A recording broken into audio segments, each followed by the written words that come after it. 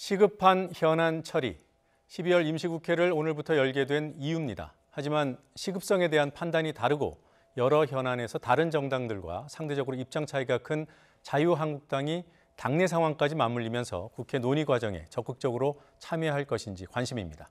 더 정치, 오늘은 더불어민주당 박주민 의원, 그리고 바른미래당 하태경 의원과 함께합니다. 어서 오십시오. 네, 안녕하세요. 네. 먼저 박 의원께서는 오늘 오전에 그 법원 개혁을 위한 토론회를 개최하셨더군요. 네네네. 어떤 얘기들이 나왔습니까? 사실 이 토론회가 좀 재밌는 게요. 보통은 한쪽 정당에서 주최를 하지 않습니까? 예. 근데 이 토론회는 자유한국당 정종섭 의원님하고 저하고 또 안호영 의원님 이렇게 두 당이 같이 개최를 했어요. 예. 그 이유가 뭐냐면은 대법원이 지난주에 자체적으로 개혁안을 만들어서 국회에 예. 보고를 했는데 네. 자유한국당 의원안이나 더불어민주당의 의원안과는 상당히 거리가 떨어진 안을 가지고 왔습니다. 어떤 면에서 떨어집니까? 예를 들어서 이제 그 대법원장이 장악하고 있는 사법행정권을 회의체 기구에 넘긴다. 예, 사법행정회의. 예, 네. 거기까지는 뭐 동일하게 가는데 자유한국당 주광덕 의원님이나 저희 당 더불어민주당, 저희 당 안호영 의원님이 얘기하기에는 그 회의체에 네. 법관이 굳이 들어갈 필요가 없다라는 거였는데 네.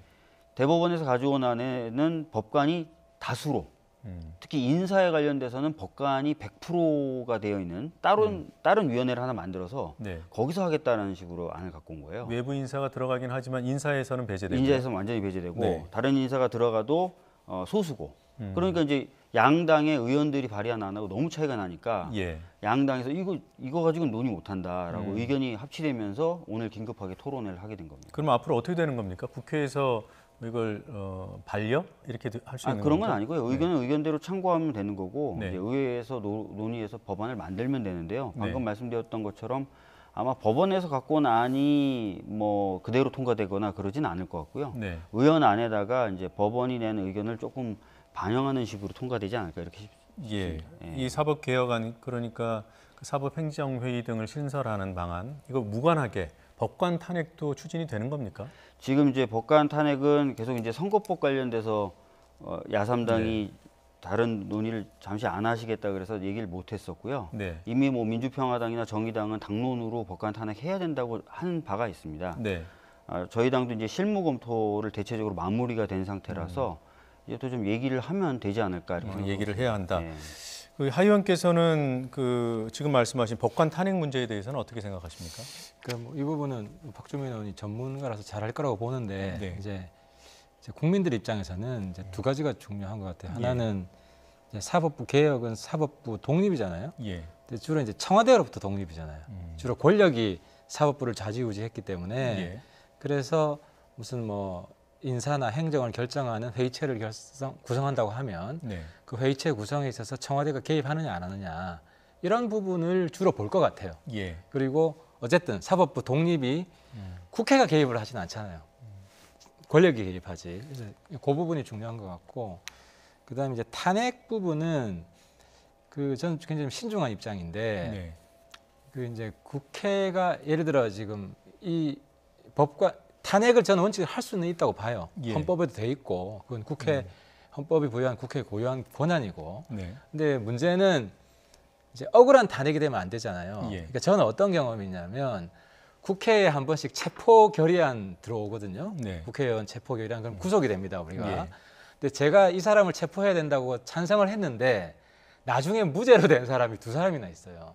동료 국회의원 중에. 네. 전 정말 미안하더라고요. 그러니까 그래서 법관 같은 경우는 정치인하고 좀 다르다. 정치인은 유죄를 받고 나서 이제 탄핵을 하는 게 아니라 예. 정치 탄핵을 하잖아요. 공소장 보고 그거 가지고 이제 우리가 판단을 하는데 법관은 좀 더 엄격해야 되는 거 아니냐. 그래서 네. 적어도 1심의 유죄 판결이 나면 그 판결문을 국회의원이 보고 왜냐하면 그 사건에 대해서 막 공방이 벌어지는데 국회의원이 그 전문성도 없을 뿐만 아니라 예. 아주 섣불리 탄핵을 하게 되면 어떤 만약에 죄가 없는 사람인데 탄핵을 받아서 나중에 무죄가 될 수도 있잖아요. 예. 그러면 국회가 명예살인하는 거잖아요. 그래서 그러니까 지금 단계에서는 좀 이르다라고 보시는 겁니까? 시기상조라는 거죠. 그래서 1심 판결을 보고 네. 저는 탄핵을 추진했으면 좋겠다. 네. 뭐 1심은 언제쯤 거기에 나올까요? 대해서 제가 한 말씀 좀 네. 보태도 될까요? 사실 근데 지금까지 국회에서 했던 여러 탄핵 사례를 보면요, 1심 판결 심지어는 기소되기 전에 탄핵한 경우들도 많거든요. 네. 그래서 꼭 그렇게 맞춰줘야 법관에 되나? 대해서? 아니요. 그러니까 이제 법관이기 때문에 그런 정치인들이나 뭐 거죠. 장관들 정치인은 그럴 수 있다고 봐요. 대통령이나 예. 장관이나 정치인은 이제 물론 1심 판결을 보기 전에 왜냐하면 탄핵 성격 자체가 정치적 탄핵이기 때문에 물론 네. 법관에 대해서 탄핵 시도가 2번 있었는데 그중에 이제 표결까지 간 경우가 1번 있었는데 그 경우도 역시 기소되기 전에 한 건 그게 이제 맞거든요. 오래된 사례 아닙니까? 2008년 무렵이죠. 아, 그랬습니까? 예, 예. 예. 네, 뭐 일반 여론과는 무관하게 일단 바른미래당은 탄핵은 좀 이르다라고 보시는 거고요. 시기상조론이에요. 그래서 반대는 아니고. 반대는 아닙니다. 네, 사안을 보고 판단하겠다는. 예, 알겠습니다. 자, 선거구제 개편 문제 좀 여쭤보겠습니다. 정개특위가 이제 가동이 본격적으로 될 것 같고요. 이미 한 3개 정도로 압축이 돼 있지 않습니까? 네. 박 의원께서는 뭐 법안도 내신 입장에서 이 3개 중에 뭔가 현실화될 만한 안이 있다고 보시는지요? 그러니까 개인적인 선호를 떠나서 예. 지금 현재 논의되고 있는 여러 흐름이나 당의 입장을 봤을 때는 일안이라고 할 수 있죠. 의원 정수를 늘리지 않은 상태에서 네. 비례를 100석, 지역구를 200석으로 네. 해서 연동형을 반영하는 권역별 연동형. 예, 그런 제도가 가장 유력하지 않을까 이렇게 생각됩니다. 네. 거기에 보니까 무슨 석패율 제도라는 게 같이 결부돼 있던데. 독일도 마찬가지거든요. 네. 그러니까 지역구 출마 의원들 중에 30% 정도가 네. 그 권역별 비례에 등록할 수 있게 돼 있어요. 예. 일종의 석패율 제도를 섞어주는 거거든요. 아깝게 떨어진 지역구 출마자를 구제하는 제도죠. 예. 네. 그 제도는 독일도 갖고 있고요. 중앙선관위가 발표했던 안에도 그 내용은 들어가 있습니다. 예. 하 의원께서는 지금 얘기한 의원 정수는 유지하되 비례 의석수를 좀 늘리고 그리고 석패율제를 도입하는 방안 어떻게 생각하십니까? 저희 당에서도 이제 내부 이견이 좀 있는데요. 이제 큰 원칙은 지금 선거제가 사표가 많다. 예. 그래서 특히 비례 같은 경우는 민주적 비례로 그 이제 당 투표율만큼 네. 의석이 배정될 수 있게끔 하는 게 중요하다. 뭐 이런 데는 다 동의를 하는데 예. 이제 문제는 의원 정수 아니에요. 네. 그러니까 숫자를 늘리는 것에 대해서 많은 의원들이 반대를 합니다. 의원 그래서 총 의석수를 그렇죠. 300석 예. 이상 늘어나는 네. 거에 대해서 그래서 합의가 될 수 있다면 지금 박주민 의원 이야기한 대로 지역구를 줄이고 네. 비례를 늘리고 근데 이제 현실적으로 지역구 줄어드는 게 가능하겠냐? 왜냐하면 선거제 바꾸는 거는 헌법 바꾸는 것보다 더 어려워요. 만장일치가 예. 돼야 돼요. 음. 그래서 이게 저희 당 안에서는 만약에 이게 합의가 불가능하면 예. 그 지금 국회 예산 범위 내에서 음. 그러니까 지금 국회가 예를 들어 30명이 늘어도 국회의원들한테 들어가는 총 예산은 늘리지 않고 예. 기존 예산 안에서 할 수 있다면 우리가 네. 충분히 이제 타협할 수 있다. 이게 2안으로 음. 되어 있습니다. 그래서 1안으로 일단 추진을 해보고 네. 안 되면 현 의석수로 추진을 해보고. 해보고 안 되면 예산 범위 내에서 네. 의석수가 좀 늘어나는 것을 타협할 수 있는 뭐 이런 입장을 가지고 있습니다. 그러니까 예산을 동결시키고 그 안에서 그러니까 파일을 나누는 방식으로 국민을 설득하겠다는 그런 건데 거죠. 이제 예를 국민 들어 입장에서는 우리가 보좌관을 좀 자른다든지 그래놓고 늘릴 거라고 본다는 거죠. 그 부분은 약속을 지켜야죠. 법에다가 뭐 앞으로 한 뭐 20년간 예. 못 늘린다고 못을 박는다든지 지금 말씀대로 뭐 어떤 방안이든 간에 지역구 의석수는 줄어들더라고요. 지금 나와 있는 모든 방안이 지금 말씀하신 정개특위의 A안 같은 경우에도 현재 253석인데 200석으로 줄이는 거 아니겠습니까? 네. 그런 경우에 현역 의원을 우려하신 반발 어떻게 설득하고 돌파할 수 있을까요? 사실 뭐 민주당 입장에서는 뭐 대통령하고 이제 민주당 지도부가 협치 의지가 있다면 어느 정도 전 가능할 거라고 보고 네. 문제는 이제 한국당이죠. 한국당은 아직 음.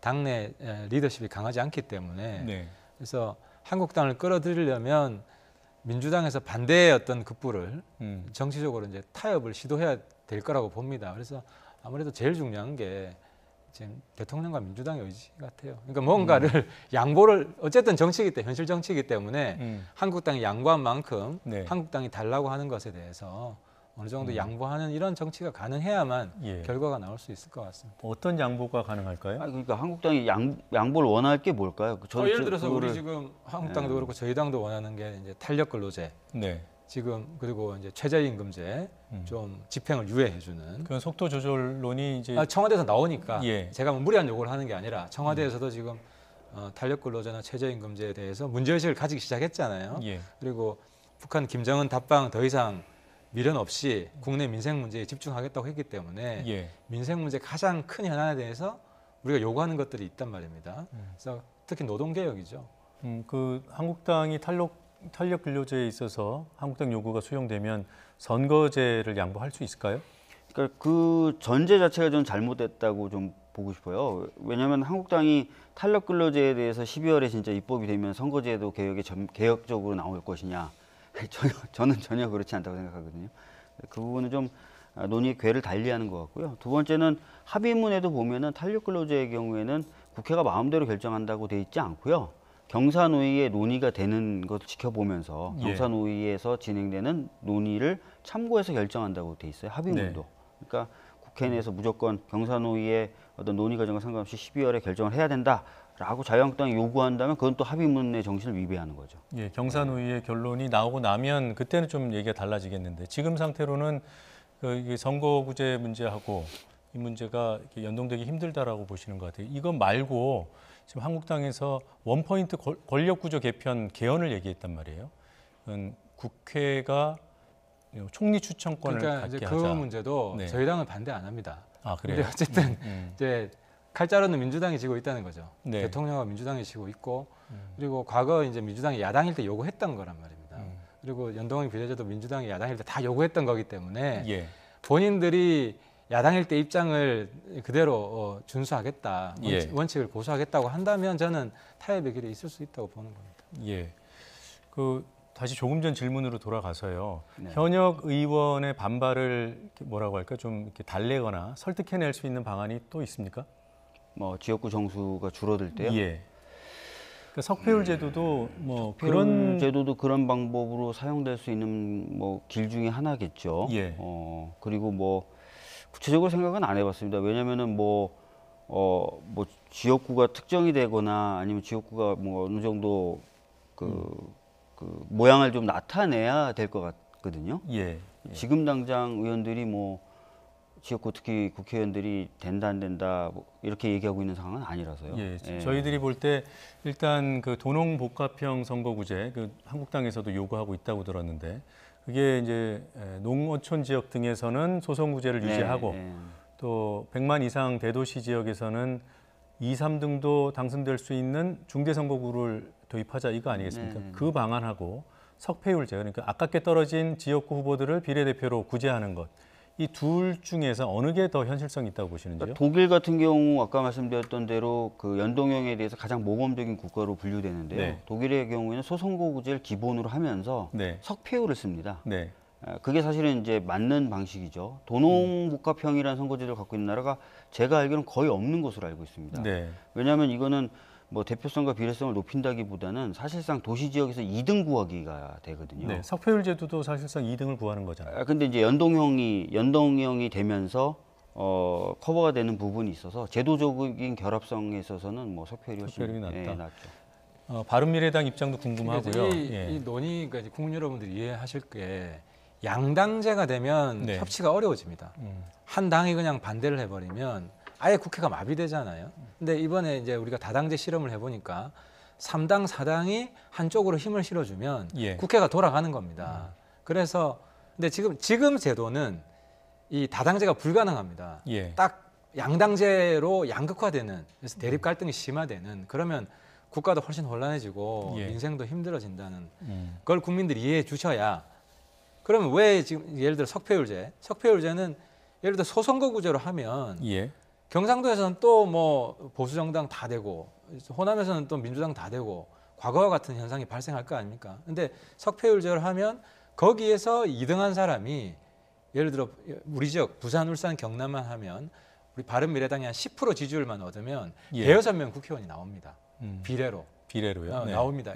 그래서 3당, 4당이 존립 가능하다는 거죠. 네. 그러면 우리나라가 훨씬 안정적으로 전국이 굴러갈 수 있기 때문에 그 점을 좀 생각하셔가지고 지금 연동형 비례의 의미를 우리 좀 시청자께서 좀 그 하의원께서도 긍정적으로 보여줬으면 좋겠습니다. 석패율 제도에 대해서는 좀 긍정적인 판단하고 계시는 것 같아요. 아, 긍정적입니다. 네. 석패율제가 되면 그 3당 4당이 삽니다. 네. 그래서 뭐 그 보수 자기 색깔하고 안 맞는데 억지로 뭐 당을 합친다든지. 예. 왜냐하면 소선 후보자 하면 1등 하면 다 떨어지잖아요. 네. 그러면 뭐 예를 들어 민평당이나 전부 다 민주당으로 뭐 다 흡수된다든지 이쪽은 뭐 한국당이랑 또 어떤 이상한 조합이 나온다든지 이렇게 안 하고 예. 지금 자기 정치적 색깔을 유지하면서 당이 갈 수 있고 예. 그러면 민주당한테 훨씬 유리하죠. 예. 뭐 정권 입장에서 훨씬 유리한 제도입니다. 자연스럽게 이 정계 개편 얘기까지 가게 됐습니다.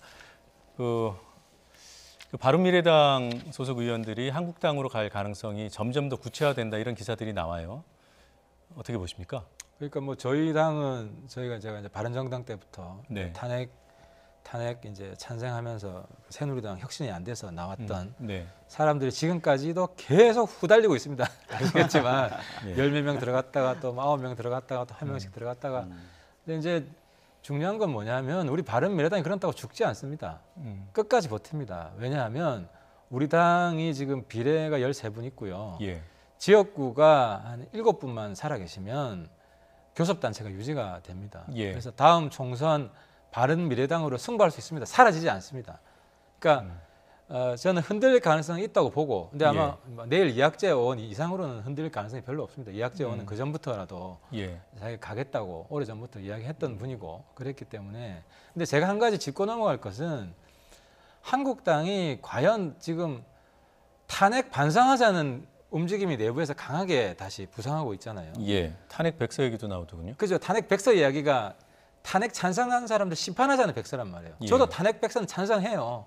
탄핵 백서 해가지고 누가 정말 탄핵 반대했고 탄핵하는 과정에 개별 의원들의 모습이 어땠는지 전부 다 기록했으면 좋겠어요. 그런데 아무튼 중요한 것은 한국당 입장을 지금 분명히 해야 된다. 네. 탄핵 반성당이 된 거냐. 반성 취지의 백서는 필요하다. 아니 그러니까 탄핵을 잘못됐다고 한 사람들을 비판하는 백서가 돼야죠. 예. 그 헌법재판소가 헌법의 명령으로 한 건데 예. 한국당이 보수정당이고 보수정당은 법치주의고 헌법소가 제일 큰 사명인데 예. 그걸 부정하는 사람이 보수의 이름으로 속된 말로 설친다는 걸 용납할 수가 없죠. 근데 아무튼 이제 그런 의미에서 저는 예. 탄핵을 반대한 사람들 심판하는 백서는 반드시 필요하고 네. 역사에 기록을 해야 된다. 헌법 부정 세력이다. 이제 그 말씀을 드리는 거고. 근데 이제 문제는 한국당에서 뭐 혁신하겠다고 인적 청산을 하잖아요. 현역 21명 21명 이야기 나오고. 근데 그게 애매한 거예요. 탄핵을 찬성한 사람들을 청산하자는 건지. 그러니까 혁신의 방향이. 예. 그러니까 박근혜 대통령 무죄라서 탄핵이 잘못됐다. 그래서 탄핵에 찬성한 사람들이 제거 대상이라는 게 혁신의 내용인지 예. 아니면은 탄핵에 반대한 친박이 청산의 내용인지 이 점이 애매해요. 그러니까 어디로 혁신하려는 건지 도무지 감을 잡을 수가 없고 예. 또 마지막으로 드리고 싶은 말씀은 그렇다고 해서 공천 배제되는 건 또 아니랍니다. 예. 그럼 청산이 아니죠. 국회의원 국회의원 까지 다음에- 배제했어야 된다. 그래서 국회의원 다음에 못하게 하는 게 인적 쇄신이고 청산이지. 이 발표된 인원의 규모는 어떻습니까? 규모도 그렇죠. 21명 중에서 사실상 다음에 불출마 선언했거나 아니면 네. 출마 못하거나 하는 분이 한 14~15분 됩니다. 그러니까 실제로 지역위원장 박탈당한 사람은 한 6분, 6분밖에 안 되거든요. 네. 상당히 좀 부풀리기, 뻥튀기한 거 있죠. 발표되기 이전에 한 30명 넘는다 이런 얘기들이 있었잖아요. 그럼 혹시 들어가야 되는데 빠진 사람이 있습니까? 그러니까 중요한 것은 이 사람들에 대해서 물론 지금 조강특위가 공천 배제 권한은 없습니다. 예. 하지만 정치적으로 정무적으로 이분들을 나중에 공천특위 심사위원회에서 공천에 배제할 것을 공고할 수는 있거든요. 예. 그 정도 공고는 해줬어야죠. 네. 어떻게 보십니까? 지금 인적 쇄신안 발표된 거 전반적인 평가가요? 뭐 일단 21명 규모, 그다음에 그 내용 봤을 때 하태경 의원님하고 저도 비슷한 생각을 가지고 있고요. 그러니까 성격 자체가 좀 애매하고 또 실질적으로 당협위원장 배제된 분이 그렇게 많지 않고 예. 그래서 좀 보여주기식인 것 같고 또 네. 방금 말씀하셨던 것처럼 공천권이 배제된 것도 아니고 네. 다음 당 지도부가 등장했을 때 다시 복권이 될 가능성도 열려 있고 네. 그래서 지금 현재의 이 발표만으로 뭐 자유한국당이 혁신을 하는 것이냐 네. 한다면 어느 방향으로 한다는 것이냐 불분명하죠. 예. 알겠습니다. 그 끝으로 하나만 더 여쭤보겠습니다. 우윤군 주 러시아 대사에 대해서 뭐 비첩보 보고했다가 본인 주장은 거기에 대한 표적 감찰을 받고 있다. 그런 이제 감찰관이 있죠. 전직 감찰관. 네. 거기에 대해서 청와대가 오늘 입장을 공식적으로도 발표했더군요. 이 사안은 어떻게 보십니까? 그 감찰관 말에 신빙성이 좀 있다고 보는 게 네. 그 이제 우윤근 대사 말이 바뀌었어요. 처음에는 임종석 실장이 네. 그 문제에 대해서 물어봤다. 음. 라고 언론에 이야기했다가 그 다음에는 이제 또 그런 이야기 한 적 없다. 그러니까 임종석 실장은 자기는 보고받은 적 없다고 그랬거든요. 예. 보고받은 적 없으면 그 문제에 대해서 우윤근 대사한테 물어보면 본다는 게 말이 안 되잖아요. 그러니까 서로 지금 입장이 충돌한다는 것이고 그리고 또 1,000만 원 받은 건에 대해서 우 대사 해명이 석연찮아요. 예. 때문에 이 문제는 좀 커질 것 같습니다. 커질 것 같고 이 진실이 뭔지 진상 규명에 대한 요구가 네. 국회에서 더 강화될 수밖에 없을 것 같습니다. 예. 박 의원께서는 어떻게 보십니까? 뭐 우선 이 우윤근 대사 관련된 내용 같은 경우는 뭐 이미 박근혜 정부 당시에서도 뭐 한번 검찰이 체크를 했는데 아무런 문제가 없었다라고 했던 사안이잖아요. 그랬더니 이제 김태우라는 이분이 다른 것들도 있다. 뭐 이렇게 지금 얘기를 하고 있는 상황인데 네.